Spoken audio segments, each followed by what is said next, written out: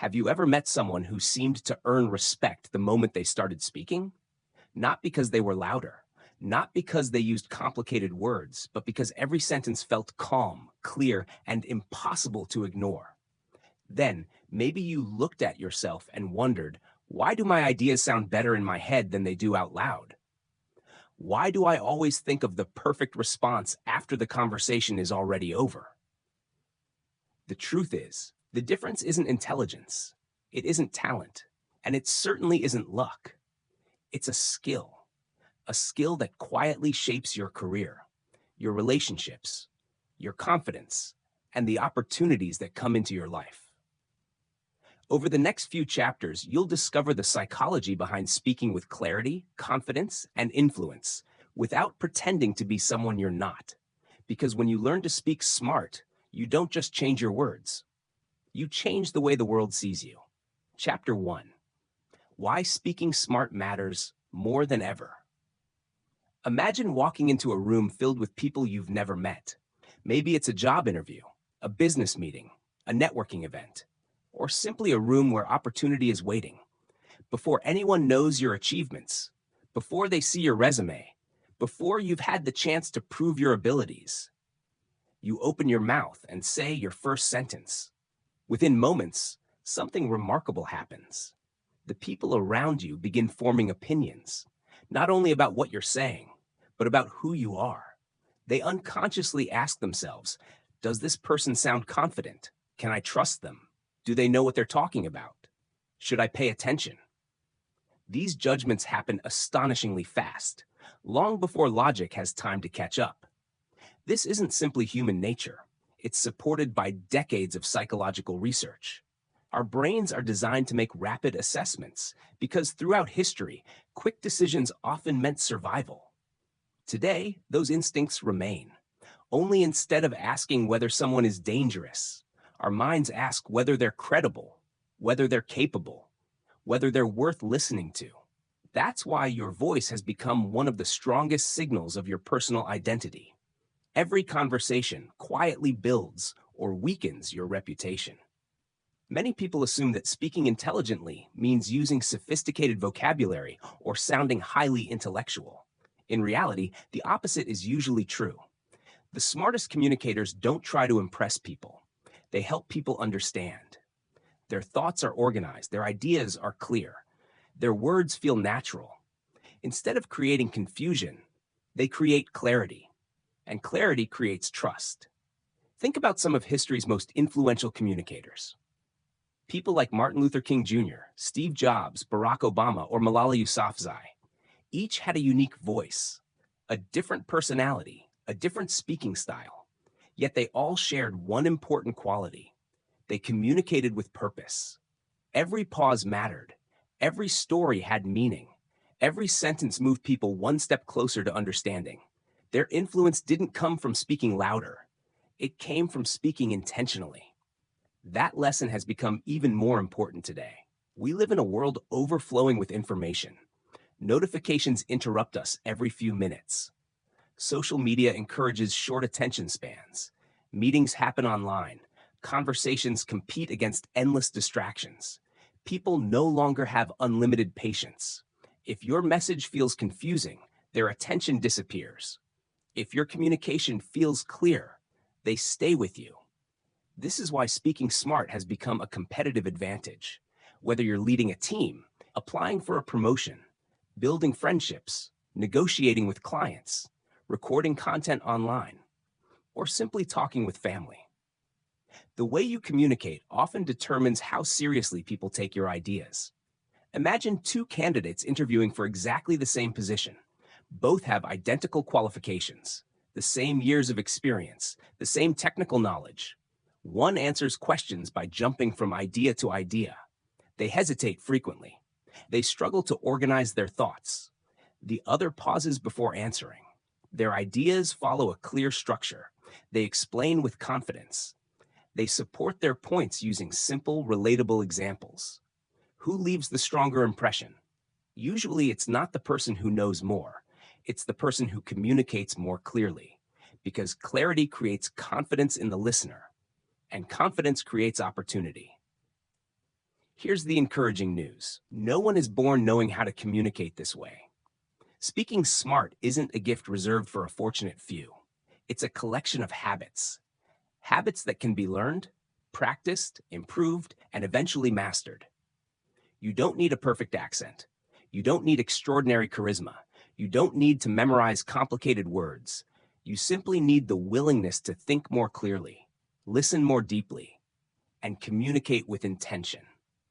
Throughout this audiobook, you'll learn how to organize your thoughts before speaking, how to sound confident without pretending, how to influence ethically, how to build trust naturally, how to remove habits that quietly weaken your message, and how to make people remember not only what you said, but how you made them feel. Chapter 2, The Science Behind Sounding Intelligent.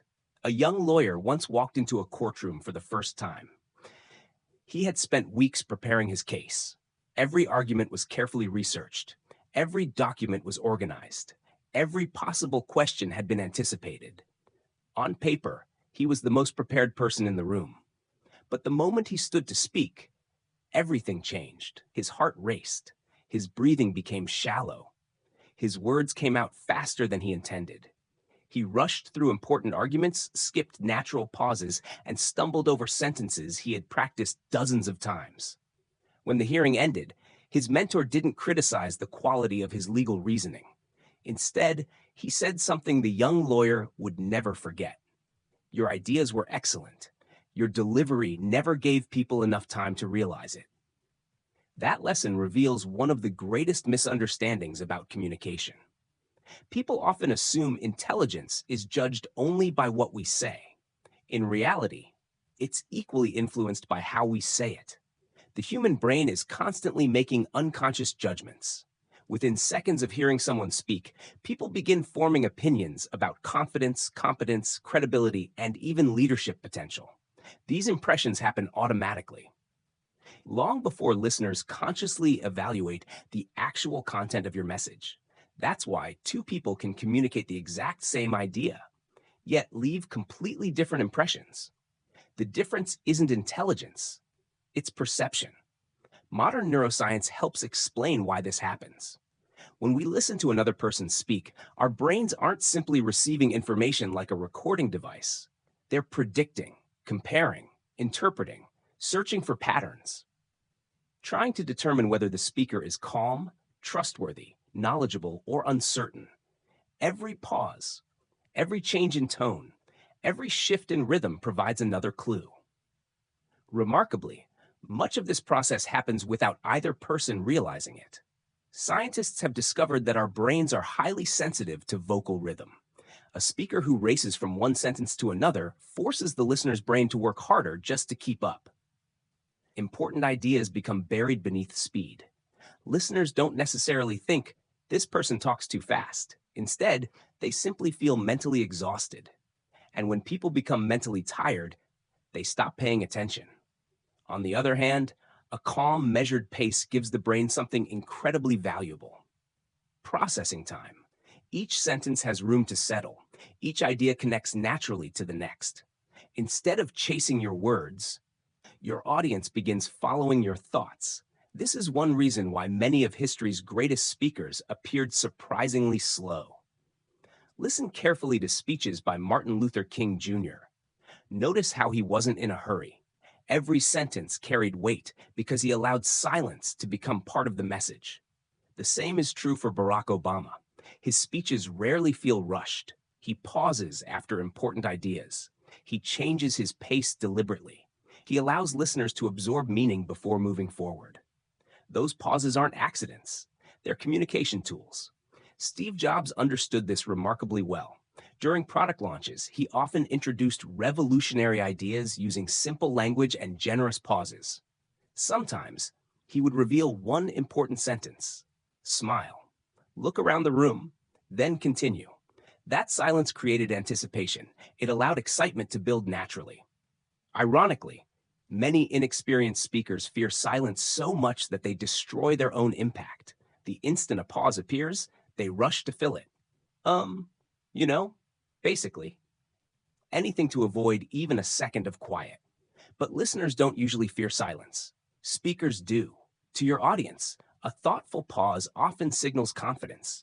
To you, it feels much longer than it really is. Here's a simple experiment. Imagine someone asks, "What's the most important lesson you've learned in life?" Speaker A answers immediately. Words pour out rapidly. Ideas overlap. The answer finishes almost as quickly as it began. Speaker B smiles, pauses for 2 seconds, looks at the person asking, then quietly says, "The most important lesson I've learned is that people rarely remember your achievements. They remember how you made them feel." Nothing complicated happened, just 2 seconds of silence. Yet those 2 seconds transformed an ordinary sentence into something memorable. Psychologists sometimes describe this as giving the brain time to assign significance. When speech slows slightly, listeners instinctively assume what follows deserves attention. Your voice begins guiding focus instead of competing for it. Another fascinating discovery comes from research on mirror neurons. These specialized brain cells help us unconsciously mirror the emotions of people around us. When someone speaks with panic, our brains begin feeling a small amount of that panic. When someone speaks calmly, we begin feeling calmer ourselves. That's why. That's why confidence is contagious. Not because confidence is magical, but because the human brain is naturally wired to synchronize with emotional signals. Think about boarding an airplane. Imagine the pilot's voice trembling over the speaker. Welcome everyone. I think we're ready to leave." Even if everything were perfectly safe, passengers would immediately become uneasy. Now imagine hearing a calm voice. "Good afternoon, everyone. Welcome aboard. Weather conditions are excellent, and we'll be departing shortly." Same information, different emotional response. Your tone changes how people feel, not just what they think. This principle applies everywhere. A job interview, a classroom presentation, a first date, a business negotiation, a family discussion. People constantly borrow emotional cues from your voice. Another factor that influences perceived intelligence is emphasis. Not every word deserves equal attention. Great communicators naturally highlight important ideas. Imagine reading this sentence in a completely flat tone. Success depends on consistency more than talent. Now imagine emphasizing different words. Success depends on consistency more than talent. Suddenly, the message becomes clearer. Your voice tells the audience where to focus. Without emphasis, listeners must guess which ideas matter most. With emphasis, you guide their attention effortlessly. Breathing also plays a much larger role than most people realize. When we're nervous, our breathing becomes shallow. Shallow breathing shortens sentences, raises vocal pitch, speeds up speech, reduces vocal stability. A single deep breath before speaking changes all of that. It provides more air, more control, more vocal resonance.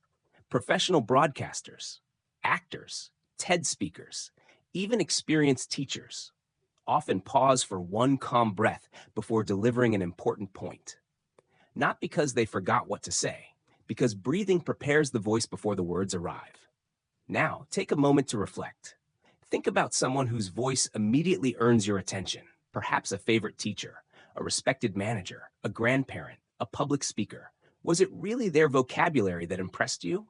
Or was it the calm certainty behind every sentence? More often than not, it was their delivery. Here's a simple exercise for the next week. Every day, choose one conversation. Before responding, pause for one full second. Take one slow breath, then speak about 10% slower than feels natural. At first, it may feel uncomfortable. You might even think you're speaking too slowly, but you'll probably discover something surprising. People interrupt you less. They maintain eye contact longer. They respond more thoughtfully because you've given them something increasingly rare in today's world. Time to think.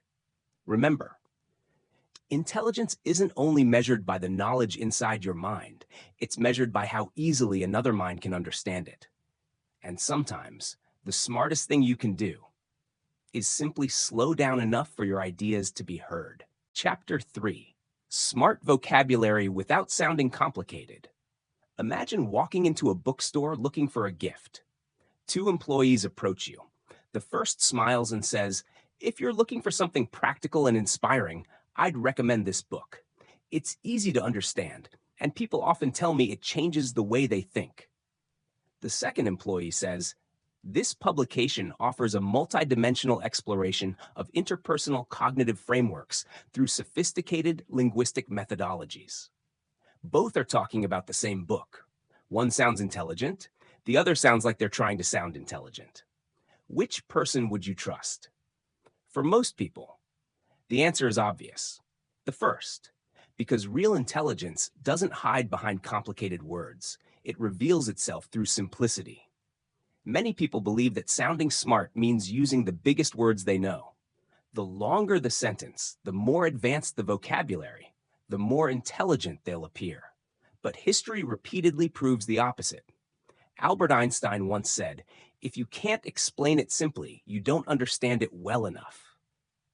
Whether or not those exact words were spoken in that precise form, the principle remains profoundly true. Deep understanding naturally produces clear explanations. Confusion often produces unnecessary complexity. Think about the greatest teachers you've ever met. They rarely tried to impress you with vocabulary. Instead, they made difficult ideas feel surprisingly easy. That's the mark of genuine mastery. Warren Buffett is one of the richest investors in history. Yet, if you read his annual shareholder letters, you'll notice something remarkable. He writes as though he's speaking to an ordinary friend. Short sentences, simple words, clear examples. He once explained complex investing principles using everyday stories about farms, businesses, and neighborhoods, not because he lacked knowledge, but because he respected his audience. His goal wasn't to sound brilliant. His goal was to help people understand. Jeff Bezos follows a similar philosophy. At Amazon, executives don't begin meetings with endless PowerPoint presentations full of technical jargon. Instead, they're encouraged to write clear narratives, complete thoughts, logical explanations, simple language, because clarity improves thinking. When ideas become easier to explain, they're also easier to evaluate. Steve Jobs understood this better than almost anyone. During Apple's most famous presentations, he rarely overwhelmed audiences with engineering terminology. Instead of describing thousands of technical specifications, he would simply say, one more thing, or it's unbelievably thin, or the easiest phone you'll ever use. Simple, memorable, powerful. Those phrases became part of history not because they were complicated, but because they were impossible to forget.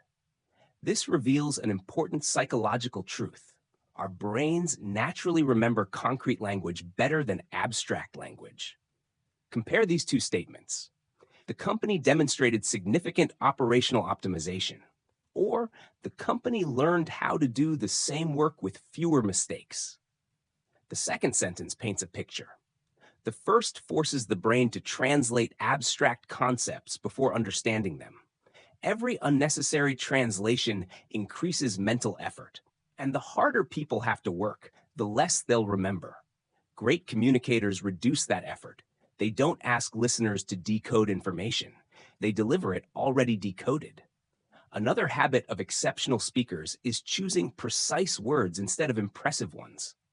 Imagine someone says, the meeting was satisfactory.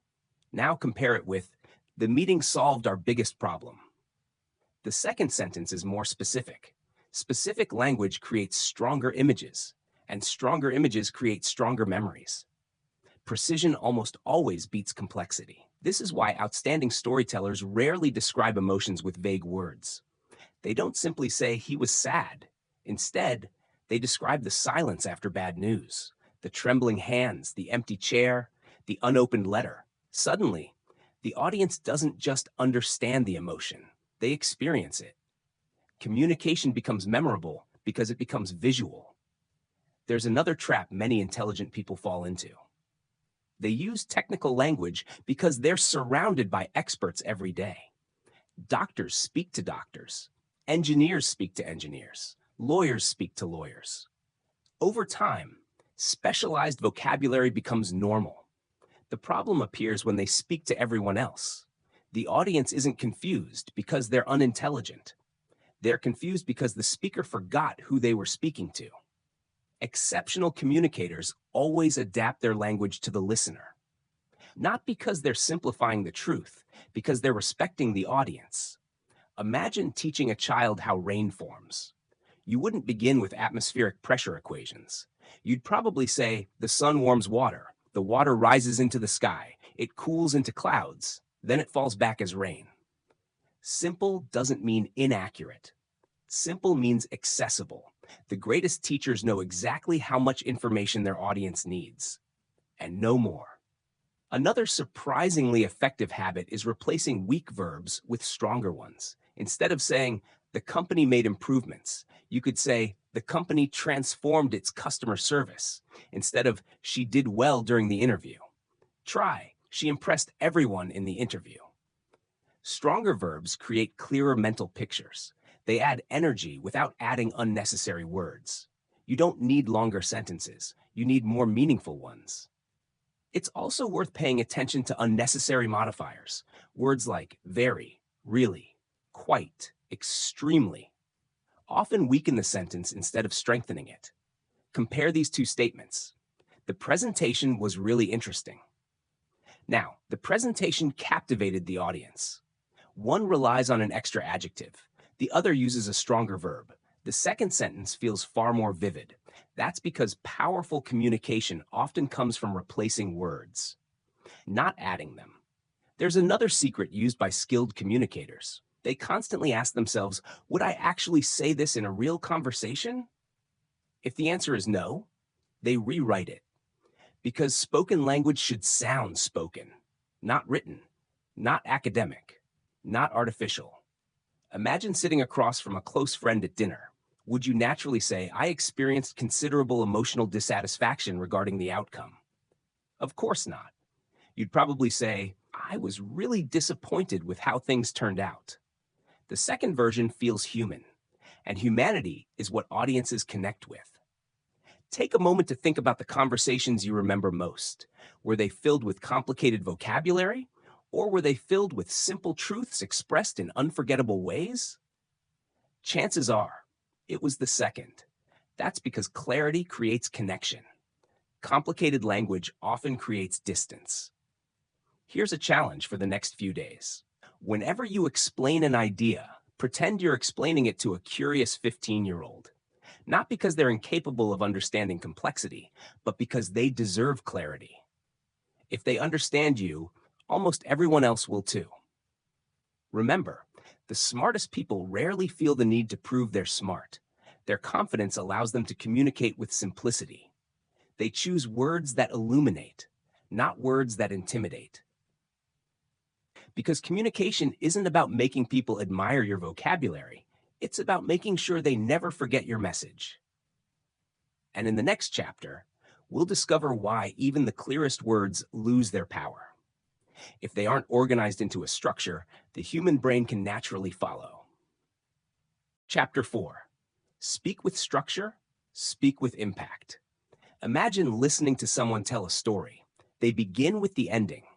Suddenly jump back to the beginning. Introduce 3 new characters you've never heard of. Then change the subject entirely. By the time they're finished, you're exhausted.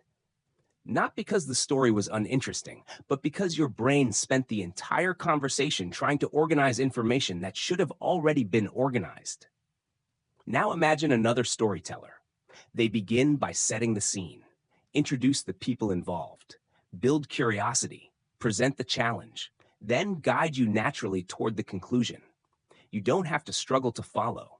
Your mind simply enjoys the journey. That's the invisible power of structure. It doesn't make information smarter. It makes information easier to understand. And whenever something becomes easier to understand, people automatically assume the speaker is more intelligent. Our brains love patterns. In fact, psychologists have found that the brain constantly searches for order. It wants beginnings, middles, endings, causes, effects, problems, solutions. When information arrives in that order, learning feels effortless. When information arrives randomly, the brain becomes overloaded. Imagine trying to assemble a 1,000-piece puzzle without first seeing the picture on the box. Every piece might be correct, but without a clear framework, Nothing seems to fit. Conversations work exactly the same way. Your ideas are the puzzle pieces. Structure is the picture that shows people how everything connects. This is one reason exceptional teachers are so memorable. Think back to your favorite teacher in school. Perhaps they weren't the funniest or the most famous, but somehow their lessons always made sense. They never overwhelmed you with information all at once. Instead, they introduced one idea, connected it to the previous one, answered questions before confusion appeared, then slowly built toward a larger understanding. By the end of the lesson, you didn't simply memorize information. You understood it. That's what structure accomplishes. It transforms information into understanding. One of the simplest communication frameworks is surprisingly timeless. Tell people where you're going. Take them there. Then remind them where they've been. At first glance, that sounds almost too simple. Yet you'll notice this pattern almost everywhere. The best university professors use it. The best TED speakers use it. The best business leaders use it. Even great storytellers use it naturally. Imagine you're giving a presentation about improving customer service. Many people begin with statistics, then jump into problems, then mention budgets, then share random ideas. Instead, you might begin by saying, "Today I'd like to share 3 ways we can improve our customer experience." Immediately, your audience relaxes. They know exactly what to expect. Then you explore each point one at a time. Finally, you summarize the 3 ideas before finishing. Nothing complicated happened, yet your presentation suddenly feels organized and professional. Another powerful principle is called chunking. The human brain struggles to remember large amounts of unrelated information, but it performs remarkably well when information is grouped into meaningful sections.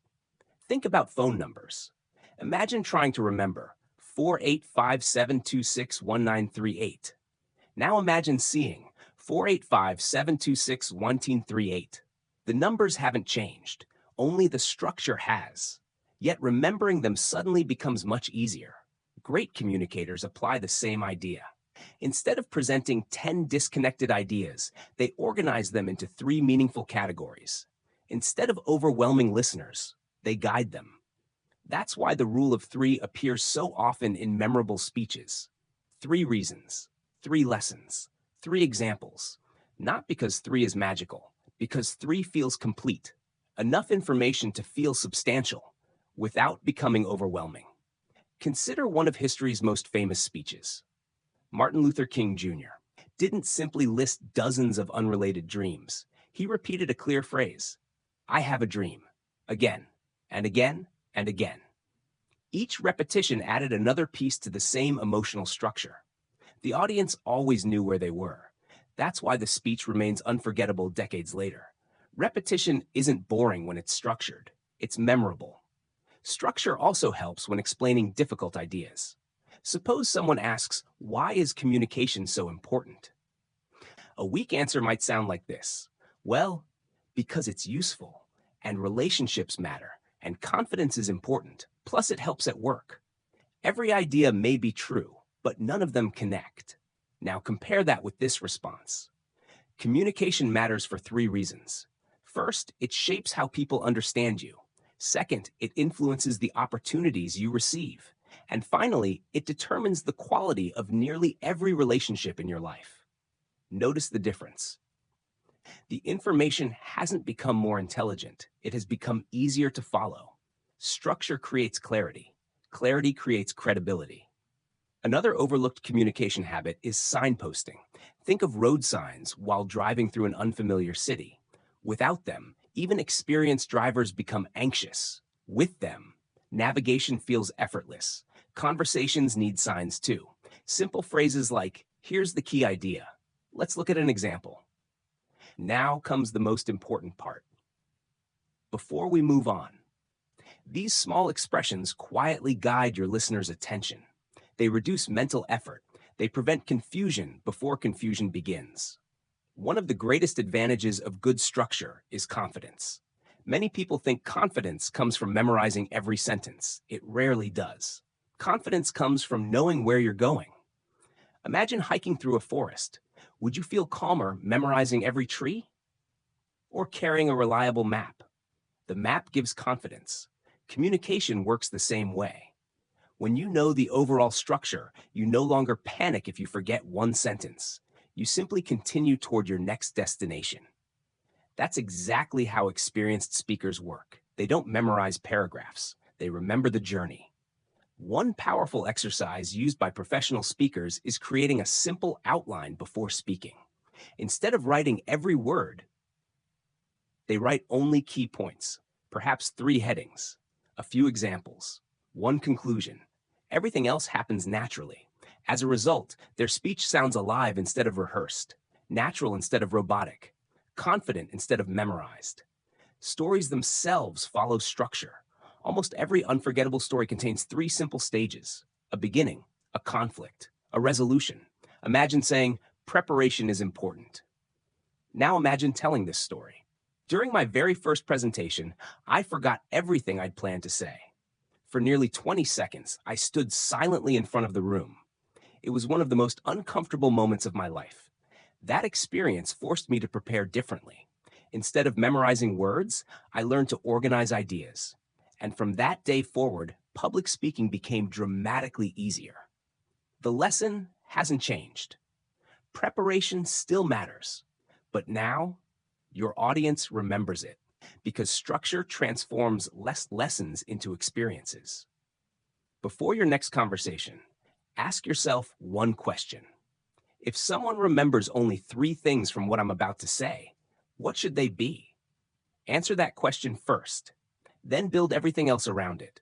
You'll be amazed by how much clearer your communication becomes. Remember, people rarely struggle because your ideas aren't valuable. They struggle because they can't see how those ideas fit together. Your job isn't simply to share information. Your job is to organize understanding. Because when your ideas flow naturally, people stop working to follow you and start enjoying the journey instead. In the next chapter, we'll explore another invisible force behind exceptional communication: confidence, not the loud, performative kind, but the quiet confidence that makes people trust your words before you've even finished speaking. Chapter 5. Confidence is more contagious than knowledge. Imagine walking into a room where everyone suddenly falls silent. All eyes turn toward you. You're asked to share your opinion. You know the answer. You've prepared for this moment. You've thought about it for days. But somehow, the words refuse to come. Your mouth feels dry. Your heart beats faster. Your thoughts begin racing in every direction. The strange thing is, nothing has changed about your intelligence. You didn't suddenly become less knowledgeable. You simply became more aware of yourself than your message. That happens to millions of people every single day, and it's one of the greatest barriers to effective communication. Most people assume confidence is something you're born with. They believe charismatic speakers simply entered the world fearless. But if you ask accomplished leaders, actors, entrepreneurs, or public speakers how they felt before their first presentation, you'll hear a remarkably similar answer: terrified. Not nervous, terrified. The difference between them and everyone else wasn't the absence of fear. It was the decision to speak anyway. Confidence has never been the absence of fear. Confidence is learning that fear doesn't have to make your decisions. Psychologists often describe confidence as borrowed certainty.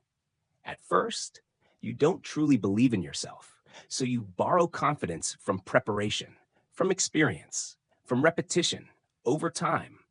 Those borrowed moments slowly become your own. Think about learning to drive a car, the first time behind the wheel. Every movement requires conscious effort. Checking mirrors, watching the speedometer, using the pedals, turning the steering wheel. Everything feels overwhelming. But after months of practice, you no longer think about each action individually. Driving becomes automatic. Communication develops the same way. At first, every conversation feels like a performance. Eventually, it becomes a natural expression of who you are. One of the biggest myths about confidence is that it comes from knowing everything. In reality, the smartest people are often the quickest to admit what they don't know. True confidence isn't saying, I have every answer. It's saying, I know enough to begin, and I'm willing to learn the rest. That quiet certainty is far more persuasive than pretending to be perfect. People naturally trust those who are honest about both their strengths and their limitations. Another misconception is that confidence means speaking loudly. Volume has very little to do with confidence. Some of the most respected leaders in history spoke calmly, almost softly, yet entire rooms became silent when they began speaking. Why? Because confidence isn't measured by decibels. It's measured by certainty. A calm voice often communicates far more authority than an aggressive one. Imagine two managers addressing their team during a difficult week. The first raises their voice, speaks rapidly, repeats the same instructions again and again. The room becomes tense. Now, imagine the second manager. They walk to the front, pause, look around the room, then quietly say, we've faced difficult moments before. We'll solve this one together. Here's our plan. Nothing dramatic happened. No shouting, no theatrics. Yet everyone begins paying closer attention. Calmness creates confidence, and confidence creates trust. Researchers have discovered something fascinating about human perception. People often confuse confidence with competence. In many situations, the individual who appears more composed is automatically assumed to be more capable. Of course, confidence alone doesn't replace real ability. Eventually, results always matter, but first impressions happen long before results appear. Your presence determines whether people are willing to listen long enough to discover your expertise. Confidence opens the door. Competence keeps it open. This is why posture matters more than many people realize. Before you speak a single word, your body has already introduced you. Imagine entering a room with your shoulders collapsed, your eyes fixed on the floor, your movements hesitant. Without realizing it, people begin forming impressions. Now imagine standing differently, feet firmly planted, shoulders relaxed, head naturally upright, your breathing slow, nothing exaggerated, nothing artificial, simply balanced. The message your body sends changes instantly. Interestingly, your brain notices that change too. Scientists studying embodied cognition have found that our physical posture doesn't just communicate with other people, it communicates with ourselves. When we stand with stability, our minds gradually become more stable. When we breathe more slowly, our thoughts often slow down as well. The body and mind are constantly influencing one another. This explains why professional speakers rarely rush onto a stage. Watch carefully before a TED Talk begins. Most speakers pause, adjust their posture, take one deep breath, smile. Only then do they begin. That brief ritual isn't accidental. It's preparation. Another habit shared by confident communicators is comfort with silence. Most inexperienced speakers believe every second must be filled with words. Whenever they pause, they immediately begin apologizing with filler sounds. Well, you know, but experienced speakers understand something different. Silence isn't empty. Silence creates emphasis. Imagine hearing these two sentences. Success comes from consistency. Now, success comes from consistency. Exactly the same words, entirely different impact. The pause gives the audience time to anticipate, time to think, time to absorb. Silence becomes part of the message itself.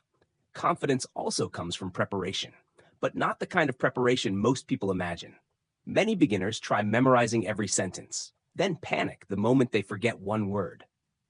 Professional communicators prepare differently. They memorize ideas, stories, transitions, not exact wording, because real conversations are living experiences, not theatrical performances.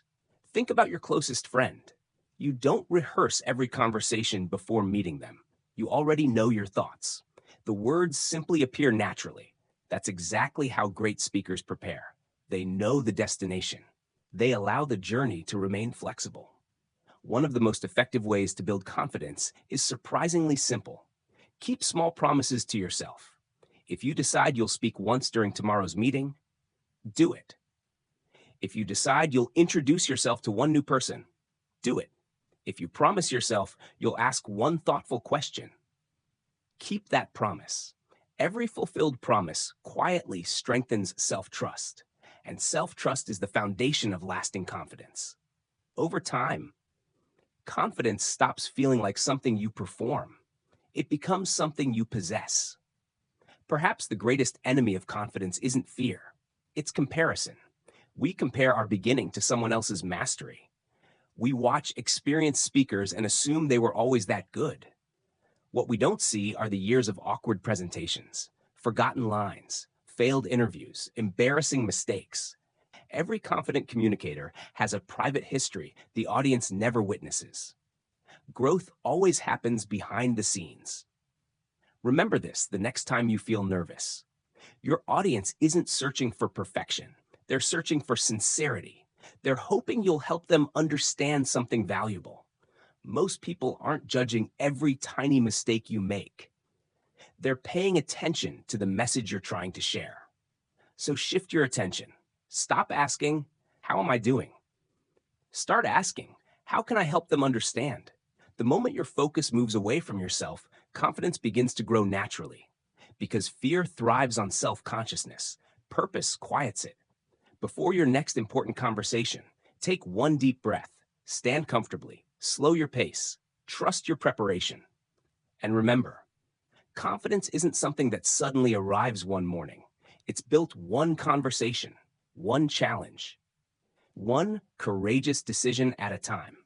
Because every time you choose to speak despite uncertainty, you're teaching yourself something far more valuable than public speaking.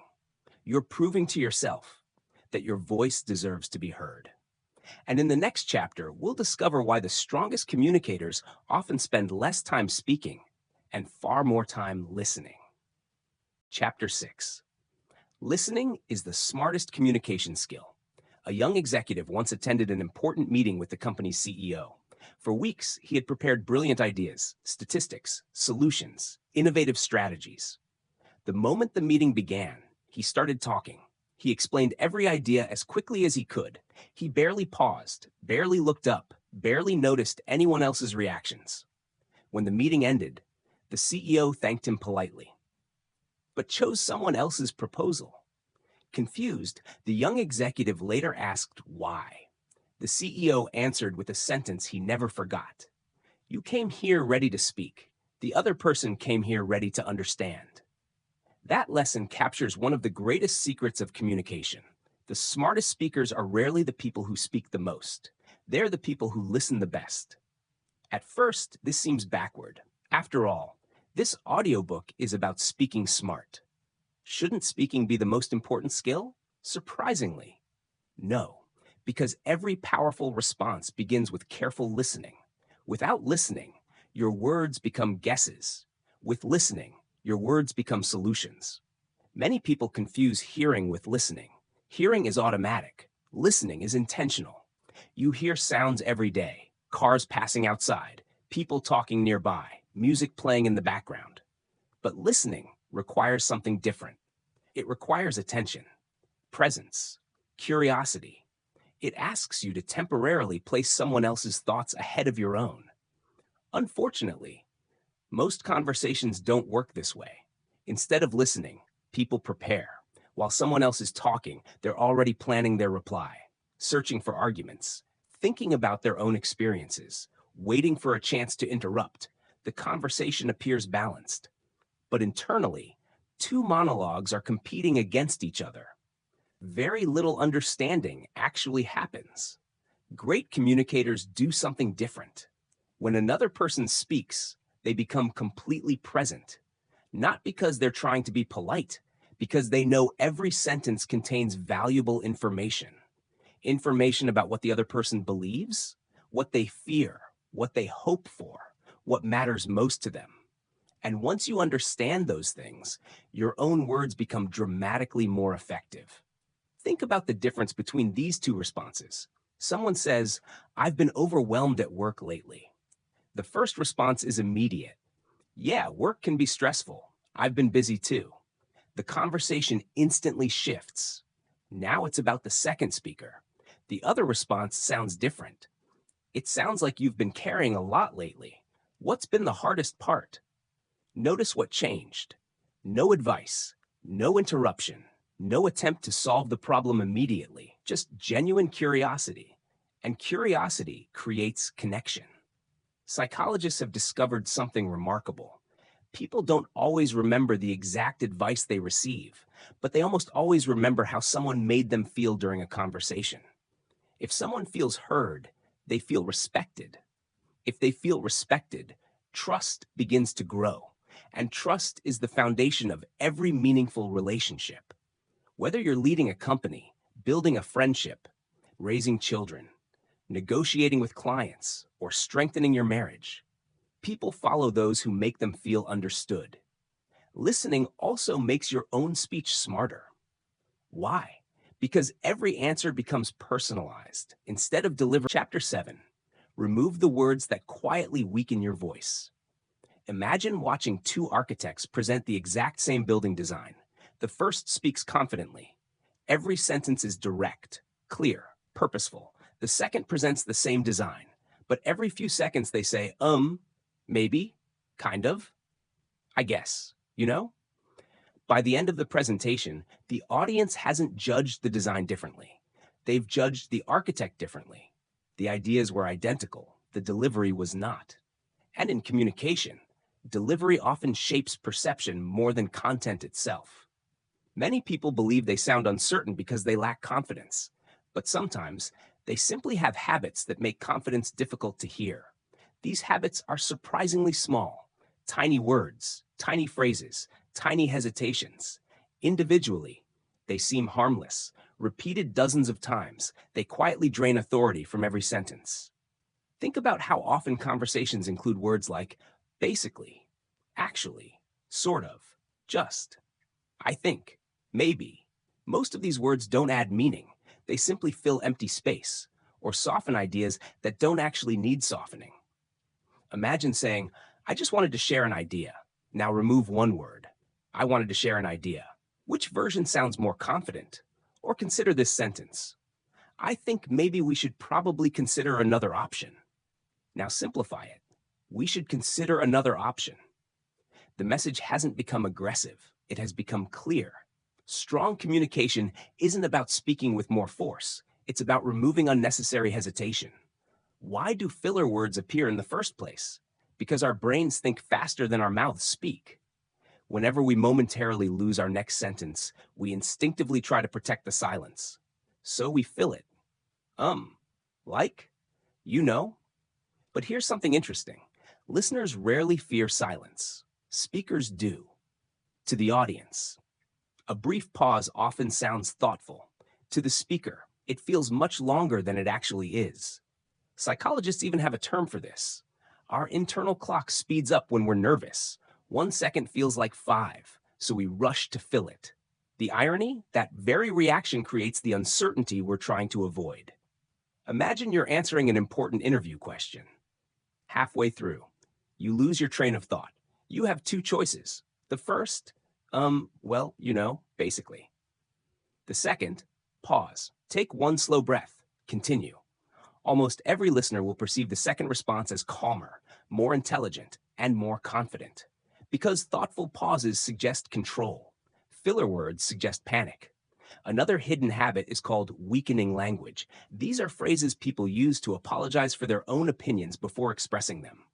This might be a stupid idea. I'm probably wrong, but I'm not really an expert. This probably doesn't matter. Without realizing it, you've already invited people to doubt you before they've even heard your idea.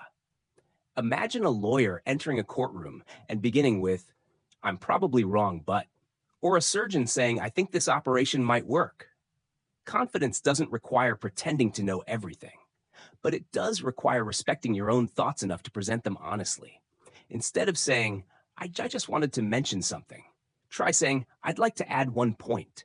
Instead of, I think this could maybe help, try, here's one approach that could help. Small adjustments, big psychological difference. Your message feels intentional instead of hesitant. There's another habit worth noticing. Many people speak continuously because they fear interruption. Ironically, the opposite happens. When speech becomes one endless stream, people stop following. Strategic pauses actually. Chapter 8. Authenticity is the smartest way to speak. Imagine meeting someone who says all the right things. Their vocabulary is polished, their posture is confident, their stories sound impressive. On paper, they're the perfect communicator. And yet, something feels missing. You can't quite explain it, but somehow, their words never reach your heart. Now think about someone else. They occasionally pause to find the right words. They're not trying to sound extraordinary. Sometimes they even admit they don't have every answer. Yet after speaking with them, you trust them. Why? Because people don't connect with perfection. They connect with authenticity. In a world where so many people are trying to appear impressive, being genuine has become surprisingly rare, and rarity always attracts attention. Many people assume that becoming a better communicator means becoming someone different, more charismatic, more sophisticated, more polished. But true communication doesn't begin by changing who you are. It begins by revealing who you already are, more clearly, more honestly, more intentionally.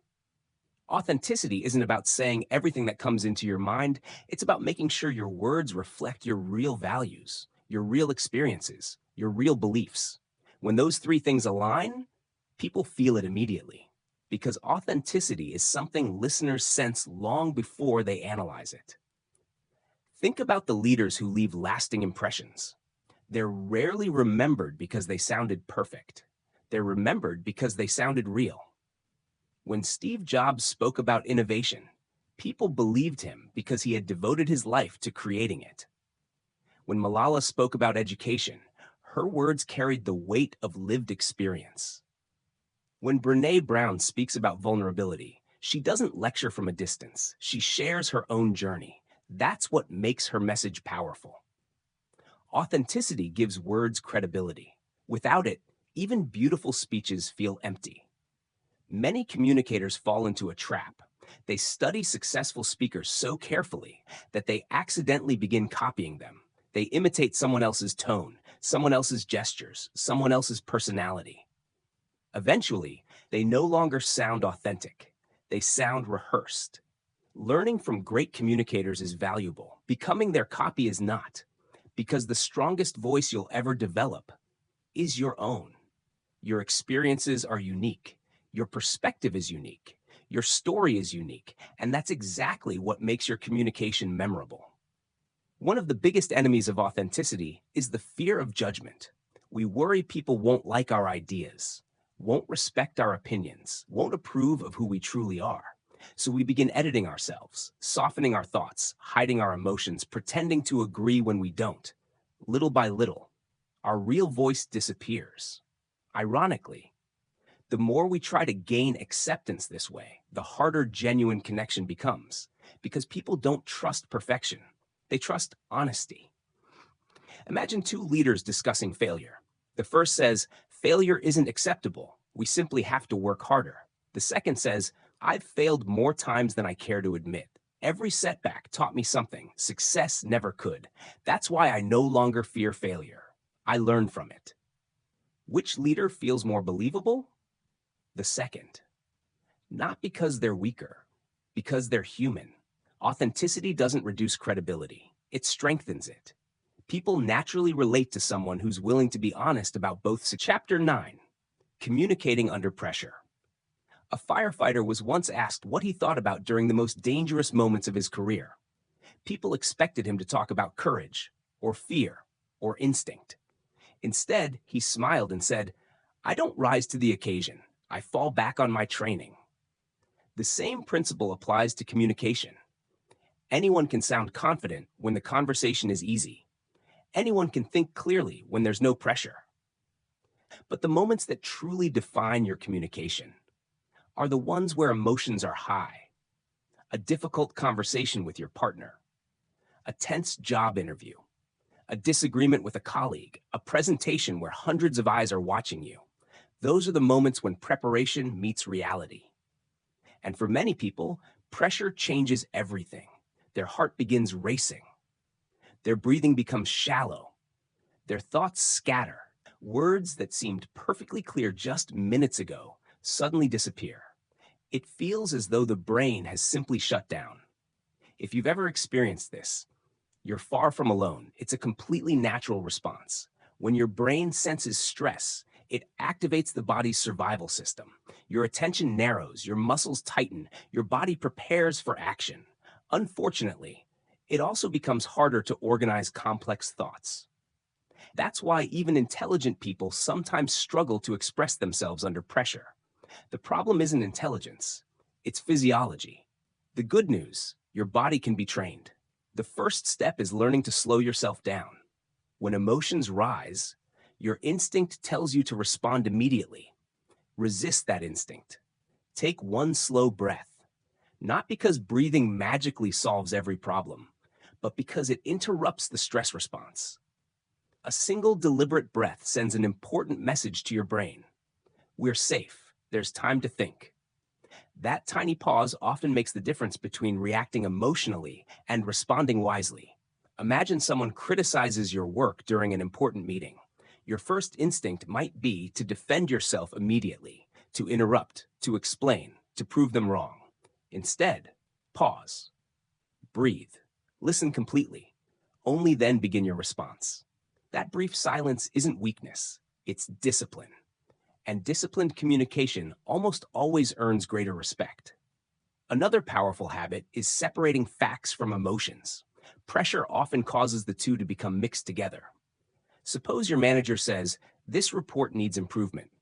Your mind might instantly translate that into, "I'm failing. They don't appreciate me. I'm going to lose my job." But notice, those aren't facts, they're interpretations. The fact is simple. The report needs improvement. Everything else is a story your anxious mind created.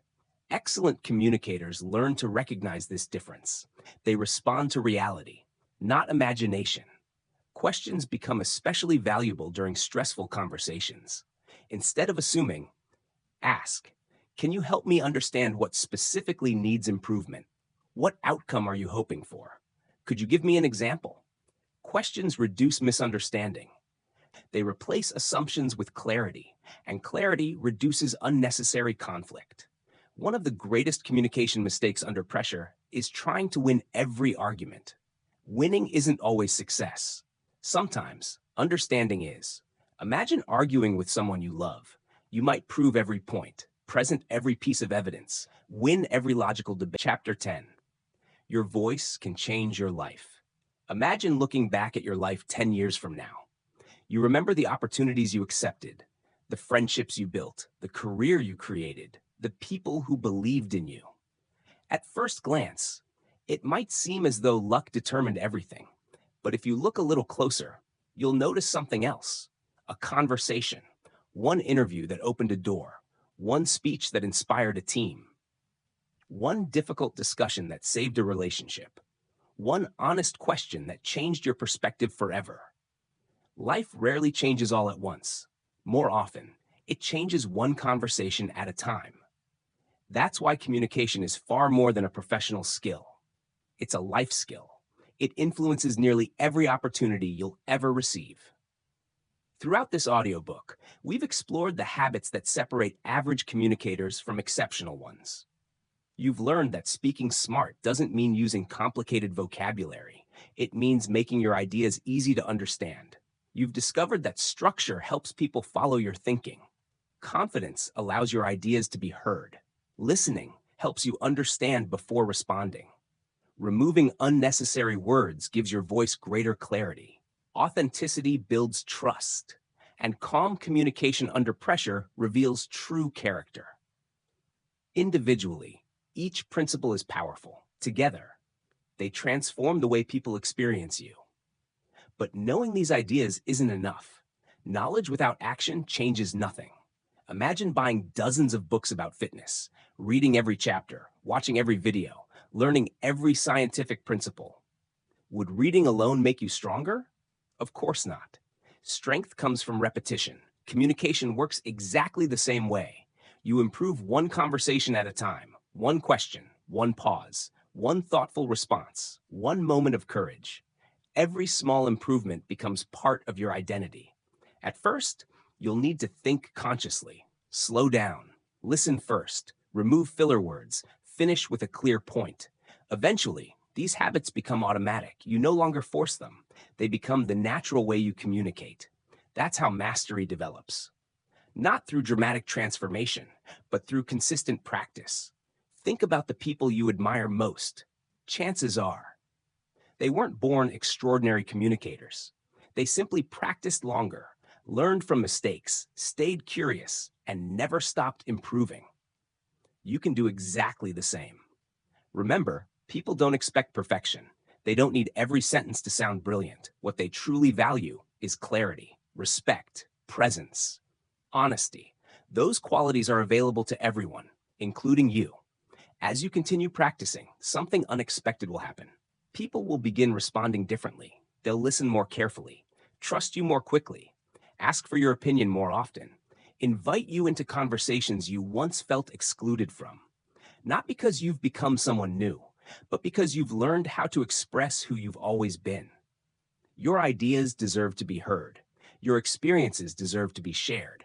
Your voice deserves confidence. And every meaningful conversation you have from this day forward is another opportunity to grow. So don't wait until you feel completely ready. Don't wait until you believe you're perfect. Speak, listen, learn, adjust, then do it again. Because every remarkable communicator was once a beginner. Every confident speaker once felt nervous. Every inspiring leader once struggled to find the right words. Growth begins the moment you're willing to practice. And perhaps the greatest lesson of all is this: communication isn't about convincing people that you're important. It's about helping people clearly understand what matters. When your words create understanding, they create trust. When they create trust, they create influence. And when they create influence, they create opportunities that might never be the end. Thank you for spending this time with this audiobook. If there's one message worth carrying with you, it's this: communication is not a gift reserved for a fortunate few. It is a skill built one conversation, one habit, one intentional choice at a time. You don't need a larger vocabulary to make a lasting impression. You don't need the loudest voice in the room. You don't need to become someone else.